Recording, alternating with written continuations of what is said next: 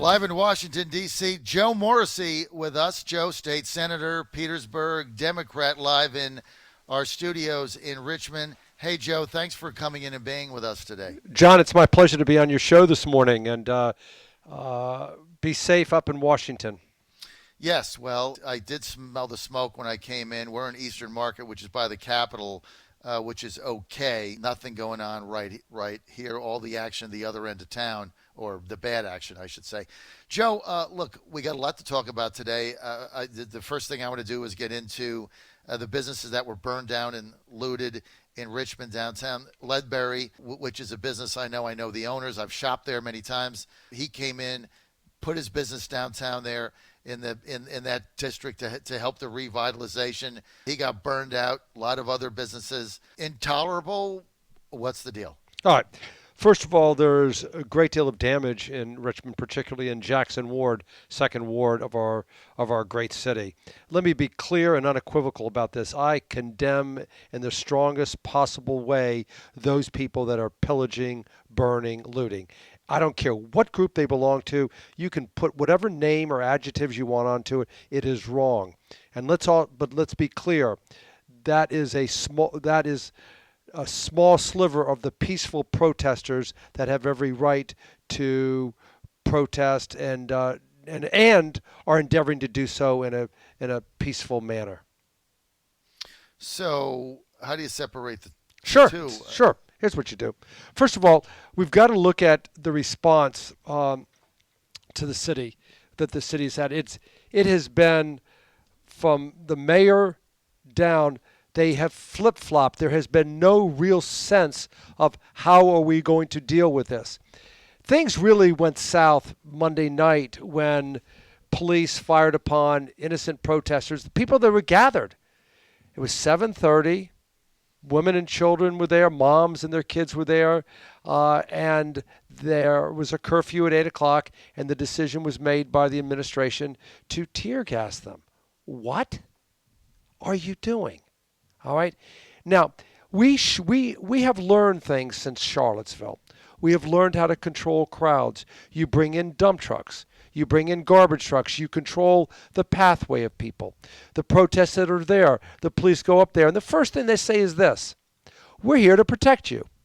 We're going down. I understand you're going down Broad Street. You're going to turn on Franklin. You're going to go by the Capitol. We are here to help you. It's the first thing you say. You get them on your side, and then you do that. And in city after city that are able to do that, there is no violence. Here, there was no order. There was no plan. And then first you had the protesters that were agitated by police. Then you had a group of people that I think infiltrated those protesters and ramped up the crowd. That started the burning and the pillaging in Jackson Ward. It was just a disaster. And you have a mayor in there that has no experience in urban planning, in urban management, has no legal degree. He doesn't have an advanced degree in education, and I'm told that he is giving direction to the police. And then when you had people that burned businesses to the ground, then you saw yesterday Mayor Stony was out in front of a group and they just roasted him. I mean, toasted him. Then he comes out today and says, well, now we're going to drop all those charges against those people. Really? That's your solution? You get criticized. You're not allowed to speak. You get booed off the stage in 2 different venues. So now your response is, I will dismiss those charges. Well, first of all, you don't have the authority to dismiss anything.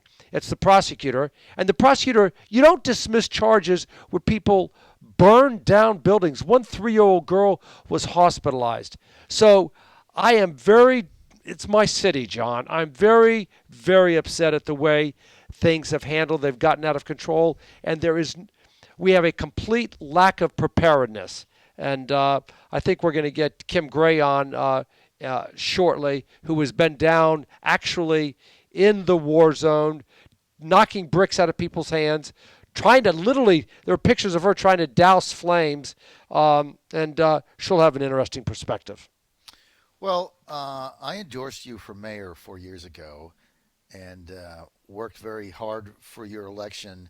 We were ahead up until the end. I thought you would have been a great mayor of Richmond. I was happy that Trump won that night.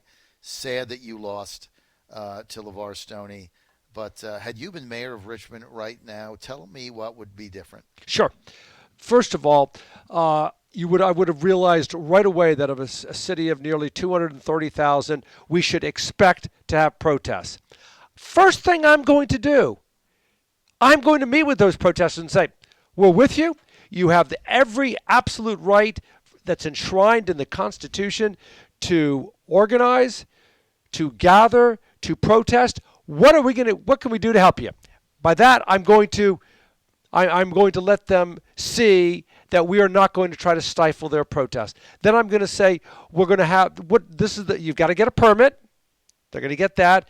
This is the pathway that we're going to take, and I'm going to have 150 police officers out there to protect you. That's how I'm going to word it. Do you follow me? Yes. Then I'm going to follow the model in that we learned from Charlottesville, that you have you control the crowd movements by directing traffic, and you place strategically dump trucks, garbage trucks in certain areas. All right. The next thing I'm going to do is I am going to make it very clear we are not tolerating people that are burning and looting, and I want to be very clear about this, John. They do not include the majority of the people out there. In fact, they are a small sliver of those people. Anyway, I am going to let my police know in no uncertain terms, we will not tolerate burning and pillaging. But we are going to give these people their First Amendment rights, and we're going to let them do that. What I'm seeing and what I'm told, John, is there was a complete lack of preparedness. Mm-hmm. And that is, when you start here's where things really went south. Mm-hmm. Monday night at 7:30, mm-hmm. the people were organized. They were peaceful. Mm-hmm. There were no problems. And the decision was made by the administration to tear gas them because the 8 o'clock curfew was coming up. Now, how stupid can you be? How stupid can you be? Let me tell you something. If the chief of police is listening to Levar Stony on how to manage crowds and manage a protest, then we got the wrong chief in there, and we certainly have the wrong mayor. Justin Fairfax says he's going to walk with protesters tonight after the curfew. Levar Stony is the mayor. He set a curfew. Like him or not, there's a curfew. Right. Now you got the lieutenant governor is going to lead the breaking of the curfew. How did we get in this place? All right, I'm going to tell you, John, and you know me for a number of years, but for the last 2 years, you know me too. I don't talk politics. Right. I don't take sides. I call it the way I see it, all right? Yes. Here's what you have. Here's what's going on. You have a locking of horns between the mayor, Stony, and the lieutenant governor, Justin Fairfax. All right?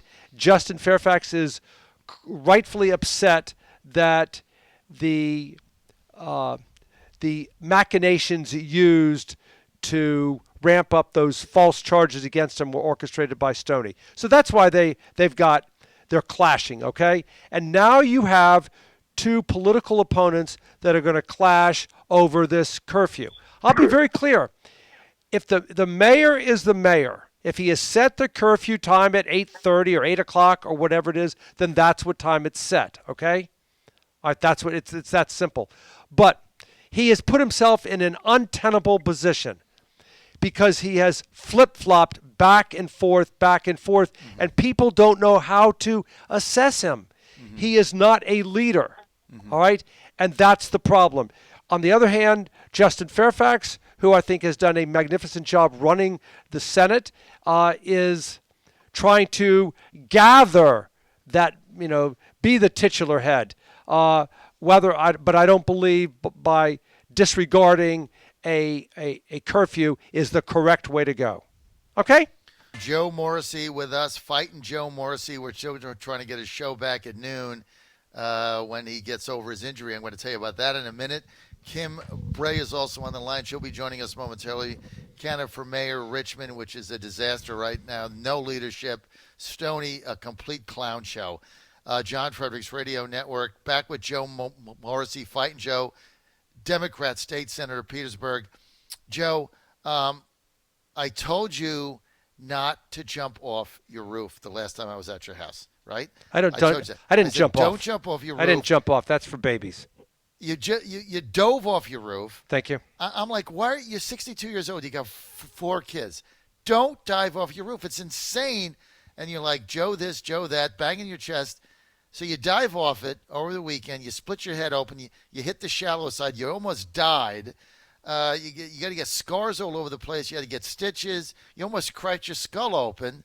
I mean, dude, come on. Okay. Thank you for making me feel so good. You sound like my wife. All right. Because she's right. Yes, she's right. I have had better moments. Okay. Let me just say this, John. I successfully did that on 10 previous occasions. I slipped, aired, but I'm here. I'm back. I've had the best plastic surgeon in Virginia, Joe Namtu, sew this up, and I'm going to be prettier than ever. And let's, and I'll be back in the pool. I'm sure the scar will be an improvement. So an improvement on my looks, John? Yes, I'm not. Thank you for that. What I'm concerned about is your head injury. I mean, is I there had any? No head injury. I'm good. Well, you split your head open. How can Yes. you not have a head injury? Well, I had a head injury. I split it down to the bone, but there was no. It went through the muscle. No concussion. I mean, did you get like an MRI and all that? Yeah, of course. And so you're okay. I am. My wife was correct. I heard that she went on her Facebook and said, "Somebody tell my husband he's not 26 any longer." It would be dumb to dive off there even if you were 26 because the injury potential is too great because something might go wrong. So I just don't think you should do that. I'm glad you're okay. I saw your injury. It was pretty bad. I'm doing well. And all kidding aside and trying to and being serious, I slipped going off the roof, recalculated, and got into the pool, but hit my head. And it was, from that point on, things were managed very well. I want to thank folks over at Henrico County Doctors Hospital. I want to thank Joe Namtu, who came back into town and did a fabulous job. And I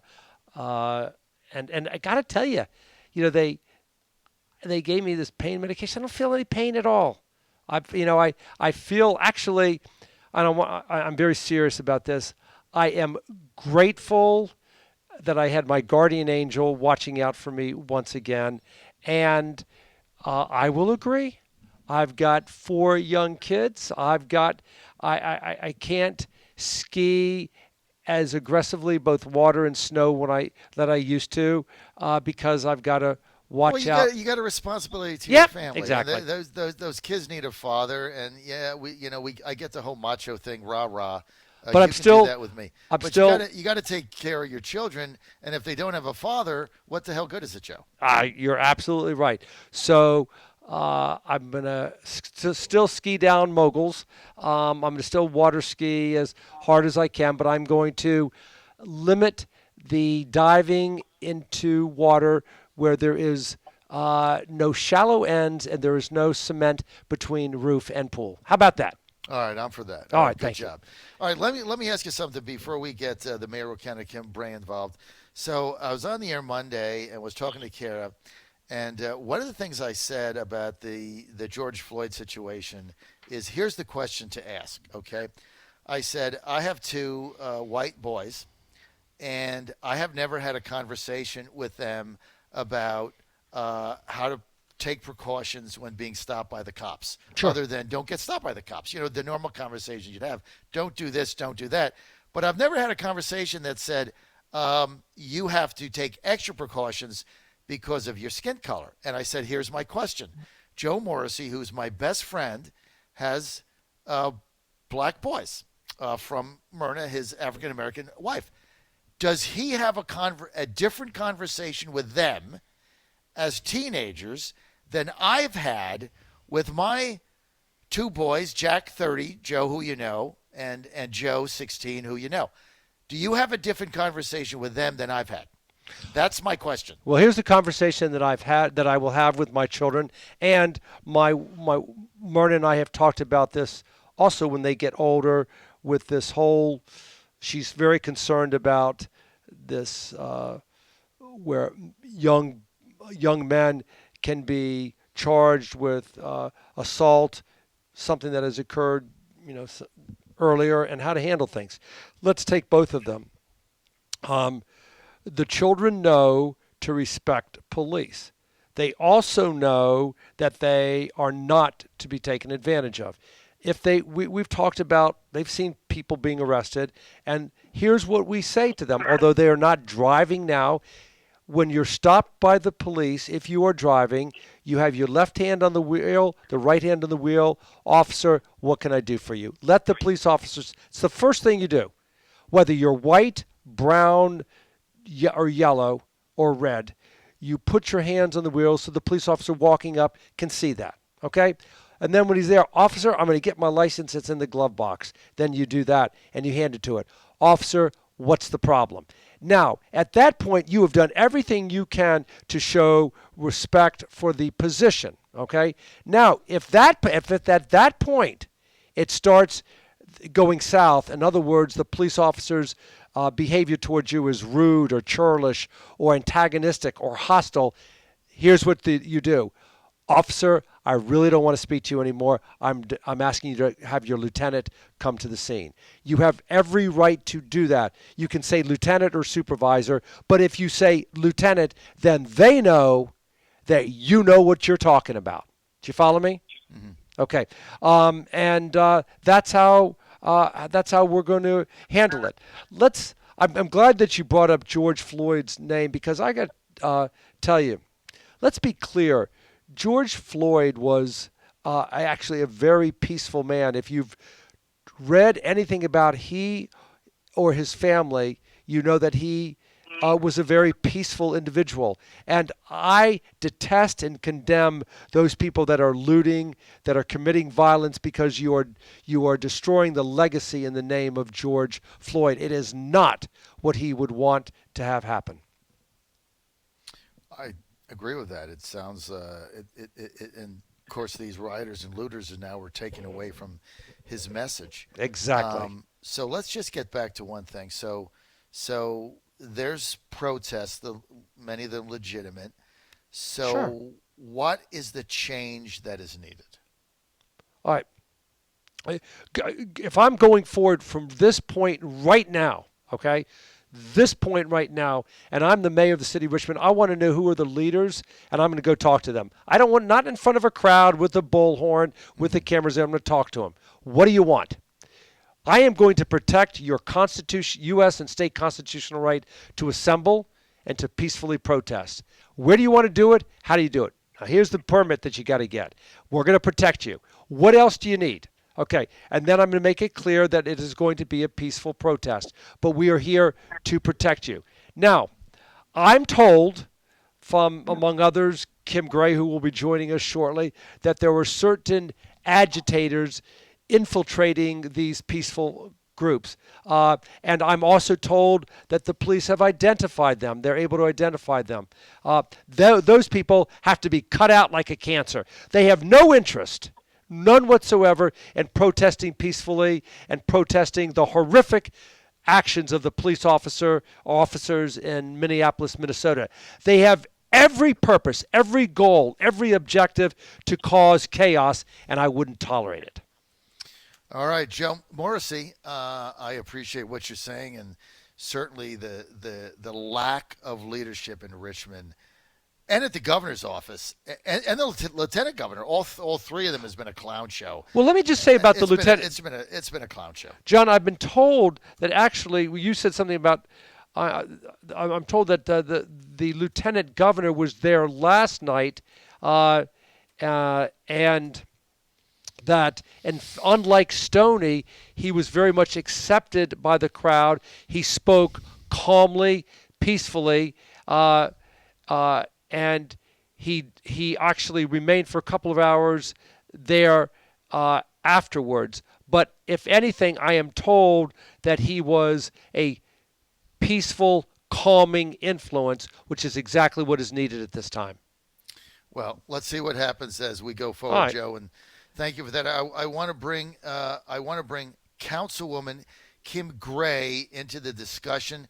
Kim is running for mayor of Richmond. Her opponent, incumbent Levar Stony. This election will be decided in November in Richmond, along with the presidential legal election, Congress, Senate, all that stuff. She's with us now. Councilwoman Kim Gray, thanks for being with us. Thanks for having me. I just wanted to make sure people are aware our bus services have been suspended. There is a protest that is being formed right now that will run from Short Pump to our downtown area. So once again, our working people who depend on the buses to get to work, I want to make them aware that they will have delays. They may not have a bus showing up today because there's yet another protest. It's not a walking protest. These are people in vehicles who will be leaving Short Pump and heading into the city. Excuse me, John, for interrupting. Kim, we spoke earlier today. You've been down there literally on ground zero on the front lines in Jackson Ward. Can you describe what has happened down there for those listeners who have not traveled down to the city, and particularly Jackson Ward? What's going on? What's it look like? I mean, during the daytime, it's calm. There are burnt out areas. There was a car, what was described to me as a car bomb that exploded 2 nights ago. We've got several cars set afire. There are lots of trees burned. It's nothing but a sea of plywood along our retail areas. There were super cans set on fire, Molotov cocktails being thrown. It literally was and is like a war zone down here. And if you are seeing it and just driving through, it's a lot different than several nights of sleeplessness and being on edge and breathing in burnt rubber and tear gas. I had to evacuate my children. I have an asthmatic son who I've kept inside because of COVID to keep him safe, and I had to evacuate him and take him to my mom, who just recently had surgery. So it's a lot of hard decisions we're having to make here on the spot. We are unprotected in our neighborhoods. You talked to me earlier about the flip-flopping by the Stony administration. I want you to articulate what exactly it was the plan or the level of preparedness for these protesters. So the protesters are very well organized, and they have plans, and the good protesters are doing an awesome job to push for more justice and to do the right thing. It's the bad actors who are utilizing our community's tragedy, and I know they're not for us. They're destroying Black businesses. They attempted twice the other night to set one of our main landmarks within Jackson Ward on fire. There were white residents who lived there who ran out and had to actually pull up tax records and show them a mural of the Legacy family that owned the building before they agreed not to set it on fire. You're talking about the Hippodrome. I am. Let's be clear what Kim just said, John. Some of these outside agitators infiltrating peaceful protesters tried to set the Hippodrome, an iconic African-American structure in Jackson Ward, on fire. That tells you almost everything that I need to know. It tells you everything you need to know, whether or not they're for people of color exactly. or not. But watching the mayor yesterday, I knew this in my soul when I had to evacuate my young children out of my own home where I've lived since 1993. Watching him tremble and shake like a leaf, if he's the person assigned to make the decisions for us and to protect us, none of us are safe. Hey, Kim, go over that again for our listeners, many of which are out of town and across the USA that are not familiar with Richmond. Tell us again about this trembling thing. What was that? Mayor Stony. Everything that Stony has done has been a reaction, not proactively done. There is no plan that can be seen. I'm told there was never a plan, just to let things burn down here and to let chaos and anarchy take over our downtown. He was shaking like a leaf. He had sent out a tweet after the peaceful protesters, very peaceful folks, before curfew. There was tear gas set off, and let me be frank. I was out there every night. I was not on Monument Avenue. I was down in downtown protecting Jackson Ward, and I was in the midst of tear gas on Saturday night. So I know what it feels like, and I'm. All right, let me, Kim, you're going off track. Here's the issue. Here's what happened. 7:30. The administration decided to fire tear gas into peaceful protesters who had assembled, moms and kids. Almost immediately, the mayor, who lives on Twitter, he's in Twitterville 99% of his day, tweeted for folks, peaceful protesters, to come see him at noon at City Hall. So City Hall at noon, there you go. It's like OK Corral or something. People were running out of there like rats off of a ship. Emails went out that they were shutting City Hall down because so many people turned out, and they were angry, and rightfully angry, about the tear gassing incident. And I don't think he knew what he was doing. He wasn't expecting that. So when he came outside, he was hiding behind the police chief, covering his face and trembling in fear. His eyes were bulging, and I said to myself, if this is a guy who's been elected to protect us, we're all in deep, deep trouble. So where were the cops? And also, Kim, tell our listeners when you say the Jackson Ward, like just people that are not for Richmond are not familiar with that. Describe for them what exactly that area is. We were described as the Black Wall Street in the early days. We are where Maggie Walker, Bojangles, many famous actors and activists came out of Jackson Ward over the century, and it is a cultural place for African American people. There are lots of monumental sites here, and it's a historic neighborhood of African American. Kim, John, let me just interject for 1 second. That was best described as the Harlem of the South. It is where entertainers came down and performed. Businesses flourished. Kim used the words, and she did it correctly, the Wall Street of the South. That's what Jackson Ward's area was. It's an iconic area. Now it is thriving. Scott's Addition is that is considered part of Jackson Ward. Is that correct, Kim? Well, it's a little bit outside of our boundaries, but that is within my district. Scott's Addition, the Carver community. We have lots of thriving neighborhoods around here. All right, so you're in your district. I mean, it's basically set on fire. Businesses are burning down. And she's down there trying to put the and you're douse down there the trying flames. to put the fire. Where are the cops? Nowhere. The fire department, I called 911. I listened on the scanner that I had loaded on my phone. They said, we're going to let it burn. At that point, What? Who said they were going to let it burn? Dispatch. They said, let it burn. And let it burn? Let it burn. And this is all recorded 911 calls and 911 dispatch. I can John, let me just stop right there because people are listening now and they're saying, I didn't hear this correctly. I am aware of this. Kim called as a city council person and said that the building was on fire. There is a recording where they said, we're going to let it burn. Well, Who said that? Let me correct that. It was not a building, but there was a dumpster up against a building on fire. And I knew that there was potential for that to set the building on fire, and it did.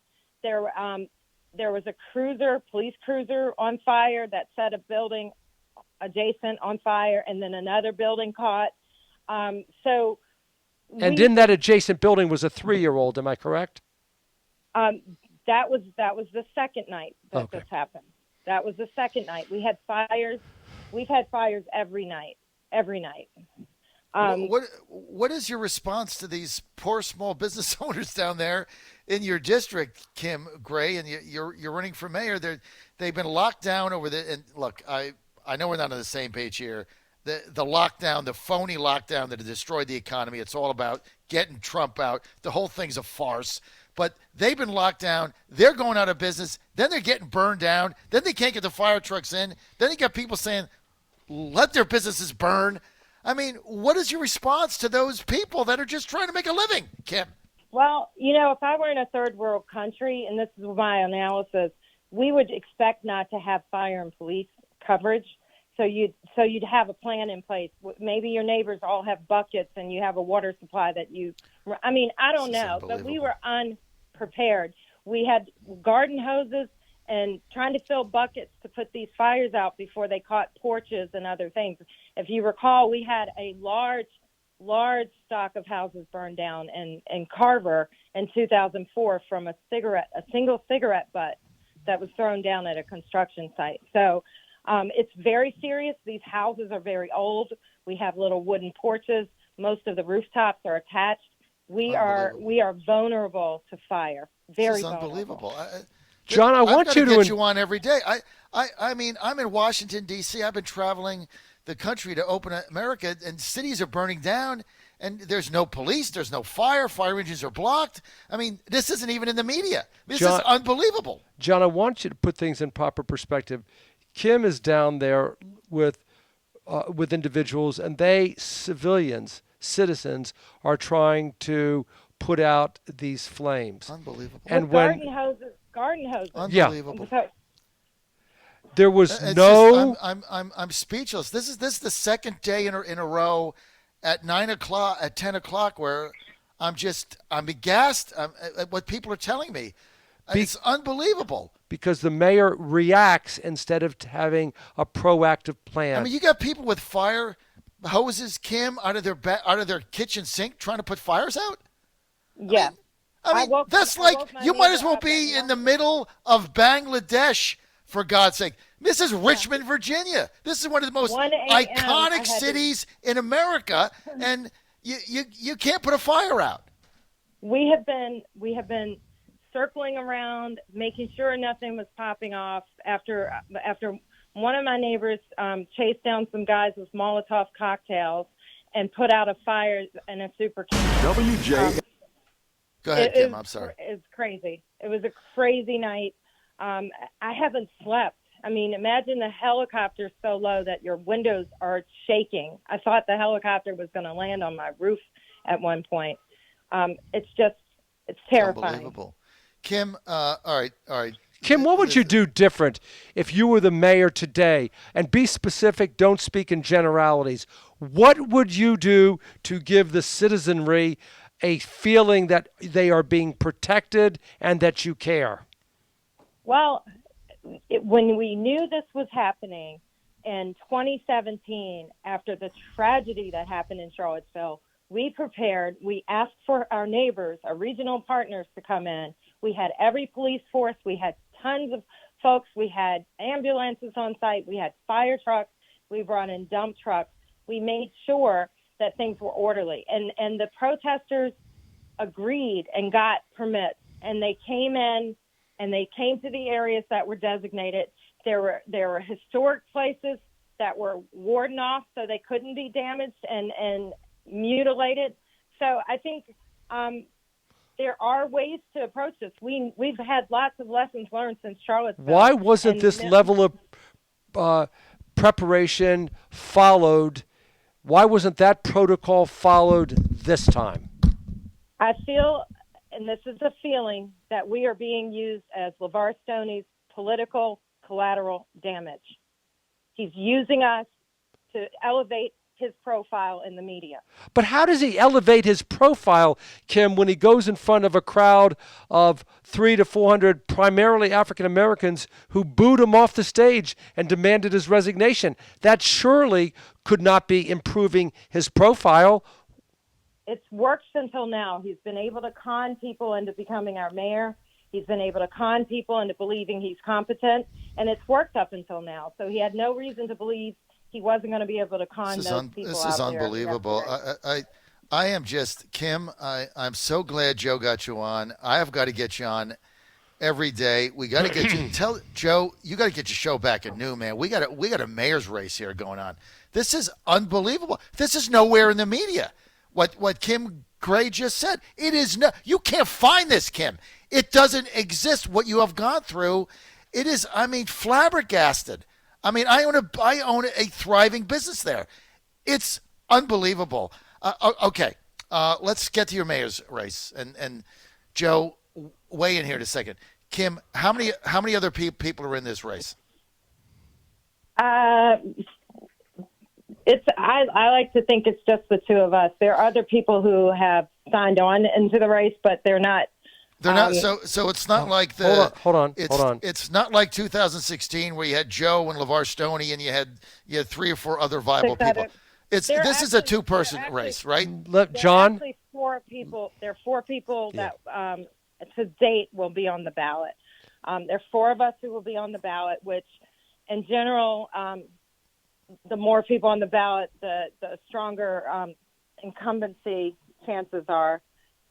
But I'd like to think that with all that is transpiring, that people understand how important this election is to be able to affect change within our own community. So I have been in service to our city as an elected official for 12 years. Going into my 12th year, I've been in public service for over 25 years. And I am Richmond. I am of this community, and I will fight for our people every day. Joe, how does Kim win this race? Well, Joe? let me just give you the facts first. There are 4 people in the race: Levar and Kim, who would both have, and then Justin Griffin and another young lady. Here is the problem as I see it. There is a anti-Levar Stony crowd out there. That's just the obvious. When you have that, okay, the anti-Levar crowd is sometimes split between the other individuals. So I would prefer to have 2 people in the race. Do not underestimate Justin Griffin. He is a smart young man who led very smart, who led the anti-Coliseum movement, as did Kim, and he is in the race. I would, quite honestly, I have a great deal of respect for Justin and for Kim. I wish that just one of them were in the race, so it was Levar versus Kim or Levar versus Justin. And Kim has got her job to do. She's got to get out there, and she has got to show the people she is a leader, okay? That she is the person that can steer this city of 230,000 citizens, okay? This is not a game. This is not student council. This is not, spend all my time, campaigning. You have got to show up and work, okay? Kim has had some very monumental, no pun intended, successes so far on student council, leading, student council. On city council. On city council. No, I'm serious. I'm sorry, it was a slip. She has had some wonderful successes, but Kim, your job is to get out there and let the citizenry know that you have the skill set to be the leader of this great city. The first thing I'm going to do when I get off the air is you're going to give me your campaign address. I'm going to send you a check. We need change in Richmond. I own a business there. I'm sick of this crap. I stood around when Levar Stony, he had no problem locking down Richmond for our 2A rally where we had 50,000 people there, and when they got out of the city, it was cleaner than when they came in. The streets were immaculate. There was not a a cup or a napkin left behind. I went through that with this moron. And, what I've seen in the past week here, Kim, is unbelievable to me. Hey, John, can you imagine? Can Kim, let me just ask you this. Sure. Can Kim win a one-on-one runoff with Stony? She can. Remember, John, in order to win the mayoralship, you have to win 5 of the 9 precincts, okay? Right. Excuse me, 5 of the 9 wards, all right? Can she do that? She can. She needs to raise money, all right? She needs to, her presence out there, her front line presence has got to be better known. She's got to surround herself with a team of experts that know how to get elected. Let me tell you what Levar does well. He does well campaigning, but once you win, then you got to govern, and that's the problem. You've got to govern, all right? And so can she win? She can, with surrounding herself with the right experts and having the money. But let me just say this, John, how many times over a year did I protest this Coliseum shenanigans? Can you just describe the litter that is abundant?